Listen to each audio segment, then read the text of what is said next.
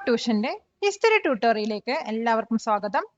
ഇന്നത്തെ ക്ലാസ്സിൽ നമ്മൾ പഠിക്കാൻ പോകുന്നത് chapter 3 land grants and the Indian സൊസൈറ്റിയിൽ വരുന്ന ഫോക്കസ്ഡ് ക്വസ്റ്റ്യൻസുകളാണ്.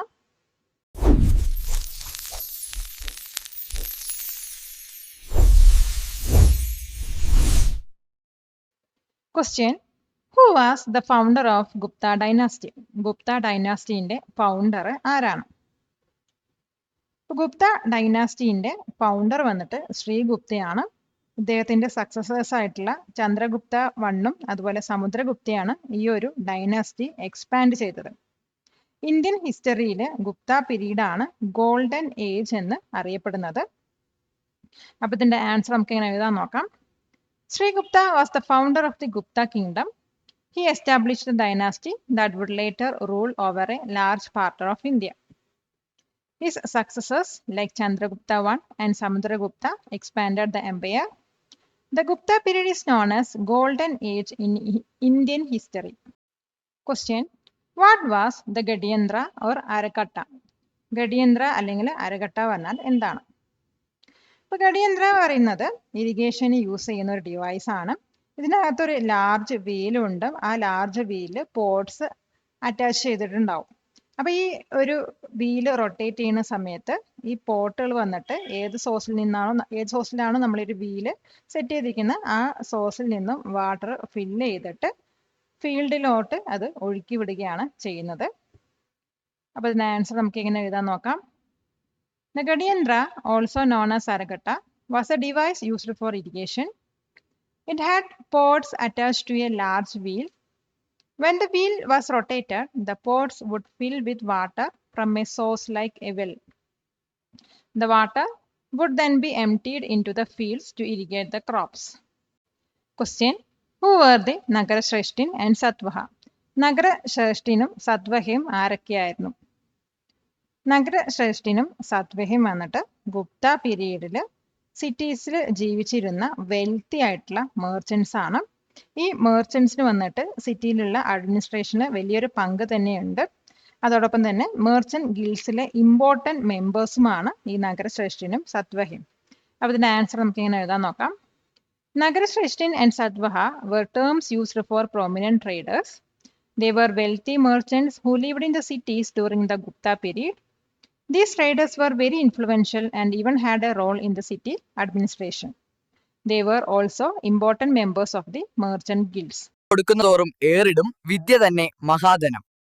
ഈ വീഡിയോ ഉപകാരപ്പെട്ടുവെങ്കിൽ ലൈക്ക് ചെയ്യൂ, ഷെയർ ചെയ്യൂ. Question: What are Anuloma and Pradiloma marriages? അനുലോമയും പ്രതിലോമ മാരേജസ് പറഞ്ഞാൽ എന്താണ്? അർത്ഥശാസ്ത്രയില് 2 type of intercaste marriages mention ചെയ്തിട്ടുണ്ട്. അതിലൊന്നാണ് അനുലോമ. അനുലോമ മാരേജ് പറഞ്ഞാൽ ഹയർ കാസ്റ്റിലുള്ള ഗ്രൂമും ലോവർ കാസ്റ്റിലുള്ള ബ്രൈഡും തമ്മിലുള്ള മാരേജ് ആണ്. രണ്ടാമത്തെ എന്നാണ് പ്രതിലോമ. പ്രതിലോമ പറഞ്ഞു കഴിഞ്ഞാൽ ഹയർ കാസ്റ്റിലുള്ള ബ്രൈഡും ലോവർ കാസ്റ്റിലുള്ള ഗ്രൂമും തമ്മിലുള്ള മാരേജ് ആണ്. അപ്പൊ ഇതിന്റെ ആൻസർ നമുക്ക് എങ്ങനെ എഴുതാൻ നോക്കാം. The Ardhashastra mentions 2 types of intercaste marriages. An Anuloma marriage was between a groom from a higher caste and a bride from a lower caste. A Pradiloma marriage was between a bride from a higher caste and a groom from a lower caste. These terms show the complexity of the social structure during that time. Question: What is the significance of Ajanta caves paintings? Ajanta caves പെയിന്റിങ്സിന്റെ significance എന്താണ്? അജന്ത കേവ്സിൽ കാണപ്പെടുന്ന world famous ആയിട്ടുള്ള paintings Gupta പീരീഡിലാണ് ഉണ്ടായിട്ടുള്ളത്. അപ്പൊ ഈ paintings വന്നിട്ട് റോയൽ ലൈഫ്, കോഡ്സ്, അതുപോലത്തെ celestial beings, Ramayana stories, Mahabharata stories ഒക്കെയാണ് ഡെപിക്റ്റ് ചെയ്യുന്നത്. അപ്പൊ ഇതിനകത്ത് നാച്ചുറൽ കളേഴ്സ് ആണ് യൂസ് ചെയ്തിരിക്കുന്നത്. അതുകൊണ്ട് തന്നെ ആ പെയിന്റിങ്സ് ഇപ്പോഴും ഗ്രേസ്ഫുൾ ആയിട്ട് തന്നെ ഇരിക്കുന്നുണ്ട്. അപ്പൊ ഇതിന്റെ ആൻസർ നമുക്ക് എങ്ങനെ എഴുതാൻ നോക്കാം. Some of the world famous paintings in the Ajanta caves belong to the Gupta period. These paintings show scenes from royal life, courts, and celestial beings. They also depict stories from the Ramayana and the Mahabharata. Natural colors were used and the paintings are still graceful after many centuries. Question: Name the author of the text Amarakosham and describe what it is. Amarakosha പറഞ്ഞ ടെക്സ്റ്റിന്റെ author ആരാണ്, അതിനകത്ത് എന്താണ് describe ചെയ്യുന്നത്. അമരകോശം എഴുതിയത് അമരസിംഹ പറഞ്ഞൊരു ഓതറാണ്. അപ്പൊ ഇതിനകത്ത് സാൻസ്ക്രിറ്റ് വേർഡ്സിന്റെ ഡിക്ഷണറി ആണ്, അല്ലെങ്കിൽ തെസോറസ് ആണ്. അപ്പൊ ഇത് ക്രിയേറ്റ് ചെയ്തത്, ഈ ഒരു വർക്ക് ക്രിയേറ്റ് ചെയ്തത് ഗുപ്ത പീരീഡിലാണ്. അപ്പൊ ആ കാലഘട്ടത്തിലുള്ള സാൻസ്ക്രിറ്റ് ലാംഗ്വേജ് പെട്ടെന്ന് മനസ്സിലാക്കാൻ ഈ ഒരു ബുക്ക് യൂസ് ചെയ്തതിനാൽ കഴിയുന്നതായിരിക്കും. അപ്പൊ ഇതിന്റെ ആൻസർ നമുക്ക് എങ്ങനെ എഴുതാൻ നോക്കാം. Amarakosham was written by the author Amarasimha.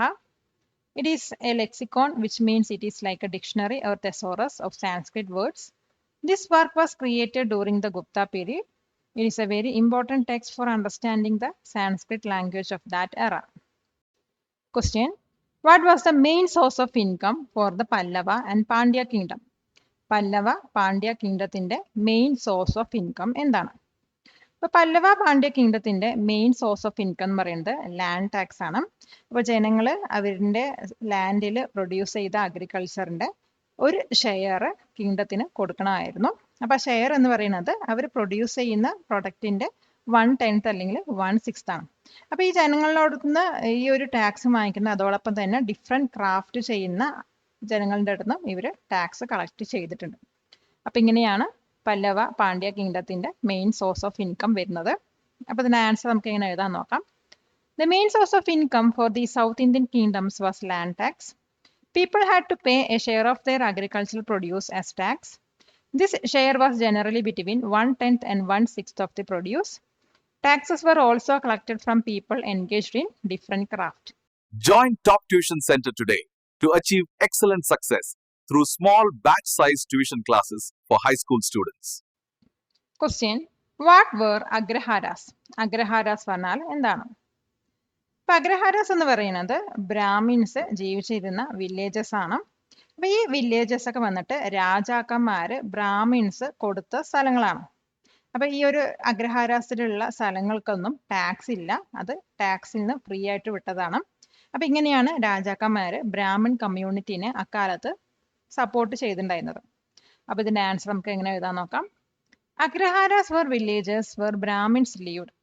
These villages were often granted to Brahmins by the kings. The land in Agraharas was typically exempt from taxes. This was a way for kings to support the Brahmin community. Question: who wrote Madavilasa Prahasana? Madavilasa Prahasana എഴുതിയത് ആരാണ്? മതവിലാസ പ്രഹാസനം എഴുതിയത് Pallava king Mahendra Varma ആണ്. ഇദ്ദേഹം ഒരു സാൻസ്ക്രിറ്റ് സ്കോളറാണ്. അതോടൊപ്പം തന്നെ ഈ ഒരു മതവിലാസ പ്രഹാസന എന്ന് പറയുന്നത് ഒരു ഷോർട്ടും 1 ആക്ട് സാൻസ്ക്രിറ്റ് പ്ലേ ആണ്. അപ്പൊ ഇതിനകത്ത് റിലീജിയസ് സെക്ട്സിനെ കുറിച്ചിട്ടുള്ള കുറച്ച് ഫണ്ണാണ് ഡെപിക്റ്റ് ചെയ്യുന്നത്. അപ്പൊ ഇതിന്റെ ആൻസർ നമുക്ക് എങ്ങനെ എഴുതാൻ നോക്കാം. The Pallava king Mahendravarman I wrote മതവിലാസ പ്രഹാസന. He was a Sanskrit scholar himself, showing that Pallava kings encouraged literature. The work is a short 1 act Sanskrit play. It is a satire that makes fun of certain religious sects. Question: describe the 3 phases of temple construction in South India. South Indiaയിലുള്ള temple കൺസ്ട്രക്ഷന്റെ 3 ഫേസസിനെ കുറിച്ചിട്ട് describe ചെയ്യുക. ഇപ്പോൾ south ഇന്ത്യയിൽ temple construction 3 phases ആയിട്ടാണ് describe ചെയ്യുന്നത്. അതിൻ്റെ ആദ്യത്തെ ഫേസ് എന്ന് പറയുന്നത് റോക്ക് കട്ട് ടെമ്പിൾസ് ആണ്. അതായത് ഈ ടെമ്പിൾസ് ഒക്കെ ഡയറക്റ്റ് ആയിട്ട് റോക്കിൽ നിന്നും കേവ്സിൽ നിന്നും ഉണ്ടാക്കിയിട്ടുള്ളതാണ്. രണ്ടാമത്തെ ഫേസ് എന്ന് പറയുന്നത് മോണോലിത്തിക് ചാരിയോട്ട് ടെമ്പിൾസ് ആണ്. അതായത് നമ്മൾ മഹാബലിപുരത്തിൽ കാണുന്ന ടെമ്പിൾസിന്റെ പോലത്തെ ടെമ്പിൾസ് ആണ് സെക്കൻഡ് ഫേസിൽ ക്രിയേറ്റ് ചെയ്യുന്നത്. തേർഡും ഫൈനൽ ഫേസിൽ വന്നിട്ട് സ്റ്റോൺസും ബ്രിക്സും യൂസ് ചെയ്തിട്ടുള്ള സ്ട്രക്ചറൽ ടെമ്പിൾസ് ആണ്. അപ്പൊ ഇതിന്റെ ആൻസർ നമുക്ക് എങ്ങനെ എഴുതാൻ നോക്കാം. The first phase was the construction of rock cut temples. These temples were carved directly out of large rocks and caves. The second phase was the creation of monolithic chariot temples like those at Mahabalipuram. The third and final phase was the building of structural temples using stones and bricks. Question: why is the iron pillar at Mehroli considered a marvel? എന്തുകൊണ്ടാണ് മെഹ്റോളിയിലുള്ള iron പില്ലറിനെ ഒരു അത്ഭുതമായിട്ട് consider ചെയ്യുന്നത്? മെഹ്റോളിയിലുള്ള iron pillar വന്നിട്ട് Gupta പീരീഡിലാണ് build ചെയ്തത്. അതായത് 4th century സിഇയിലാണ് അത് build ചെയ്തത്. അപ്പോൾ ഇത് വന്നിട്ട് ആ ഒരു കാലഘട്ടത്തിലുള്ള മെറ്റലർജിക്കൽ സ്കില്ലിന്റെ ഒരു എക്സലന്റ് എക്സാമ്പിൾ ആണ്. അപ്പോൾ ഇത് ബിൽഡ് ചെയ്തിട്ട് അറൌണ്ട് 1600 ഇയേഴ്സോളം ആയി. അപ്പോൾ ഇത്രയും വർഷം അത് റെയിനും ഹീറ്റിനും എക്സ്പോസ് ചെയ്തിട്ടും അതിനകത്ത് ഒരു തുരുമ്പ് പോലും വന്നിട്ടില്ല. ഈ ഒരു ഡ്യൂറബിലിറ്റി ആണ് നമുക്ക് ഏൻഷ്യന്റ് ഇന്ത്യൻ സയൻസിന്റെയും ടെക്നോളജിന്റെയും അത്ഭുതത്തെ കാണിച്ചു തരുന്നത്. അപ്പോൾ ഇതിന്റെ ആൻസർ നമുക്ക് എങ്ങനെ എഴുതാൻ നോക്കാം. The iron pillar was built in the 4th century CE during the Gupta period. It is an excellent example of the advanced metallurgical skills of that time. Despite being exposed to rain and heat for over 1600 years, it shows no signs of rust. This durability makes it a marvel of ancient Indian science and technology. Subscribe to this channel for more videos like this. Question: What were the main items exported from the Pandya kingdom? Pandya കിങ്ഡത്തിൽ നിന്നും export ചെയ്തിട്ടുള്ള main items ഏതൊക്കെയാണ്? ഇപ്പൊ Pandya kingdom മറ്റു കൺട്രീസായിട്ട് നല്ല trading തന്നെ വെച്ചിരുന്നു. അപ്പോൾ ഇവിടെ എക്സ്പോർട്ട് ചെയ്തിട്ടുള്ള മെയിൻ ഐറ്റം എന്ന് പറയുന്നത് സ്പൈസസ് ആണ്. സ്പൈസസിൽ എസ്പെഷ്യലി പെപ്പർ ആണ് ഇവർ എക്സ്പോർട്ട് ചെയ്തുകൊണ്ടിരുന്നത്. അതുകൂടാതെ സാൻഡൽവുഡ്, പേൾസ്, ഗോൾഡ് ഒക്കെയാണ് ഇവർ എക്സ്പോർട്ട് ചെയ്യുന്ന മറ്റ് ചീഫ് ഐറ്റംസ്. അപ്പോൾ ഇവർ അതായത് പാണ്ഡ്യ കിങ്ഡം വന്നിട്ട് റോമൻ, ഗ്രീക്ക്, ചൈനീസ് അതുപോലെ അറബ് മെർച്ചൻസ് ആയിട്ടാണ് മെയിനായിട്ട് ട്രേഡിംഗ് നടത്തിയിട്ടുള്ളത്. അപ്പോൾ ഇതിൻ്റെ ആൻസർ നമുക്ക് എങ്ങനെ എഴുതാൻ നോക്കാം. The Pandyan kingdom had a flourishing trade with other countries. The main items exported were spices, especially pepper. Sandalwood, gold and pearls were also chief items of export. They traded with Roman, Greek, Chinese and Arab merchants. Question: What was a prasasti? പ്രശസ്തി പറഞ്ഞാൽ എന്താണ്? ഇപ്പോൾ പ്രശസ്തി എന്ന് പറയുന്നത് copper പ്ലേറ്റ്സിൽ അല്ലെങ്കിൽ സ്റ്റോൺസിലൊക്കെ കൊത്തിവെച്ചിട്ടുള്ള inscription ആണ്. അപ്പോൾ ഇത് വന്നിട്ട് പണ്ട് കാലത്ത് രാജാക്കന്മാരുടെ അച്ചീവ്മെന്റ്സ് പ്രൊക്ലെയിം ചെയ്യാനാണ് ഇതുപോലത്തെ ഇൻസ്ക്രിപ്ഷൻസ് യൂസ് ചെയ്തിട്ടുണ്ടായിരുന്നത്. ഇതിനകത്ത് വന്നിട്ട് ഓരോ രാജാക്കന്മാരും അവരുടെ ഓരോ വാറിന് ശേഷം അവരുടെ വിക്ടറിയൊക്കെയാണ് ഇതിനകത്ത് ആ രാജാവിനെ പ്രൈസ് ചെയ്തിട്ട് ഇൻസ്ക്രിപ്റ്റ് ചെയ്തിരിക്കുന്നത്. അപ്പോൾ ഇതിന്റെ ഫേമസ് എക്സാമ്പിൾ എന്ന് പറയുന്നത് സമുദ്രഗുപ്തയുടെ പ്രയാഗ പ്രശസ്തിയാണ്. അപ്പോൾ ഇതിന്റെ ആൻസർ നമുക്ക് എങ്ങനെ എഴുതാൻ നോക്കാം. A prasasti is an inscription usually on stone or copper plates. Rulers in ancient India had them made to proclaim their achievements. They often praise the king, especially his victories in wars. The Prayaga Prasasti of Samudragupta is a famous example. Question: What was the language spoken by women and lower caste characters in Sanskrit dramas? Sanskrit ഡ്രാമാസിൽ വിമണും lower caste ക്യാരക്ടേഴ്സും ഏത് language ആണ് സംസാരിച്ചിരുന്നത്? ഇപ്പൊ ഗുപ്ത പീരീഡിലുള്ള സാൻസ്ക്രിറ്റ് ഡ്രാമാസിൽ characters വന്നിട്ട് അവർ സോഷ്യൽ സ്റ്റാറ്റസിന്റെ അടിസ്ഥാനത്തിലാണ് ലാംഗ്വേജസ് സംസാരിച്ചിരുന്നത്. അതായത് അപ്പർ കാസ്റ്റിലുള്ള മെയിൽ ക്യാരക്ടേഴ്സ് സാൻസ്ക്രിറ്റ് ആണ് സംസാരിച്ചിരുന്നത്. അതേസമയം ക്യൂൺ ഉൾപ്പെടെയുള്ള സ്ത്രീകളും അതുപോലെ തന്നെ ലോവർ കാസ്റ്റിലുള്ള പുരുഷന്മാരും പ്രകൃതി ലാംഗ്വേജ് ആണ് സംസാരിച്ചിരുന്നത്. അവരുടെ ലാംഗ്വേജ് പറയുന്നത് പ്രകൃതി ആയിരുന്നു. അപ്പൊ ഇതിന് എന്ത് മനസ്സിലാക്കാന്ന് വെച്ചാൽ പണ്ട് കാലത്ത് ആ ഒരു ഗുപ്ത പീരീഡിൽ ആർട്ടിലും ലിറ്ററേച്ചറിലും എക്സിസ്റ്റ് ചെയ്തിട്ടുള്ള സോഷ്യൽ ഹൈറാർക്കിയാണ്. അപ്പൊ ഇതിന്റെ ആൻസർ നമുക്ക് എങ്ങനെ എഴുതാൻ നോക്കാം. In Sanskrit dramas of Gupta period characters spoke different languages based on their social status. While upper caste male characters spoke Sanskrit, women characters did not. Women, including the queen, and male characters from lower caste spoke the Prakrit language. This shows the social hierarchy that existed even in art and literature. Question: What did Huan Sang's descriptions indicate about the Gupta period?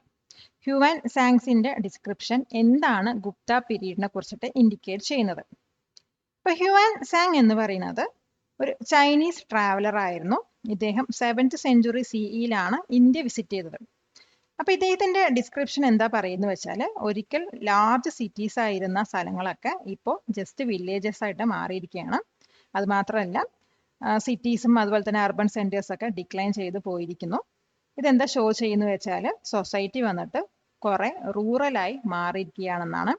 അപ്പൊ ഇതിന്റെ answer നമുക്ക് എങ്ങനെ എഴുതാൻ നോക്കാം. Huan Sang was a Chinese traveler who visited India in the 7th century CE. He described places that were once large cities as being just villages. This description indicates the decline of cities and urban centers during the later Gupta period. It shows that trade had slumped and society had become more rural. Palakkad നിവാസികളെ ഞങ്ങളുടെ class room ട്യൂഷനിലേക്ക് സ്വാഗതം ചെയ്യുന്നു. മറ്റൊരു വീഡിയോയുമായി വീണ്ടും കാണാം.